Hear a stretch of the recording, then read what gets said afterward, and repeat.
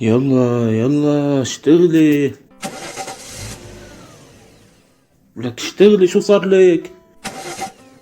لا حول ولا قوة الا بالله. شو صار لها السيارة؟ اخ، شو بدك تعمل يا سعيد؟ شو بدك تعمل يا سعيد؟ ما إلي الا اسعد يمرق علي ويوصلني بطريقه على الاذاعة.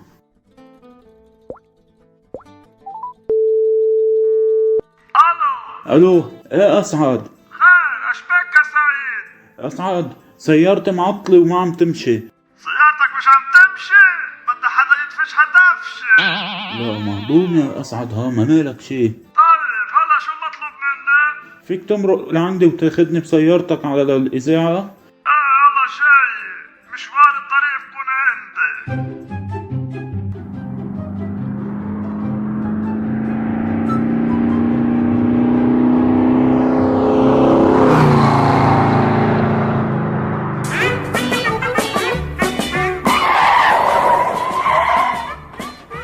يلا اطلع.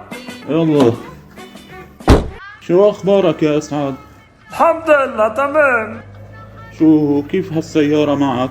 والله بتسلم عليك وبتبوس ايدك. لك يا حبيبي هاليوم. طول بالك يا اسعد، هيدي عجقة السير تعودنا عليها. لك يلا يا يلا يا يلا يا اسعد اسعد اسعد اسعد، طول بالك وصلي على النبي. بدك منك مش شايف ولا كيف عم بحاول يدوبل عني.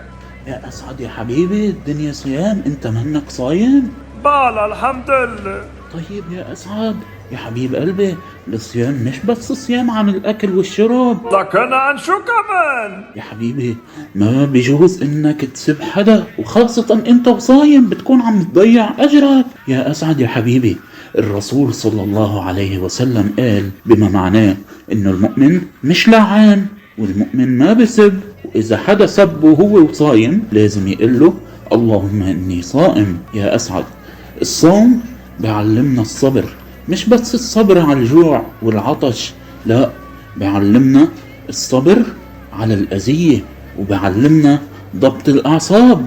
ونحن إذا بدنا ناخد الأجر والثواب ما لازم نشتم حدا ولا لازم نسب حدا، بالعكس لازم نصبر على العالم ونتحمل العالم، وبإذن الله الأجر رح يكون مضاعف. كبير يا سعيد كبير. يلا اتحرك، مش السير. يلا على الإذاعة.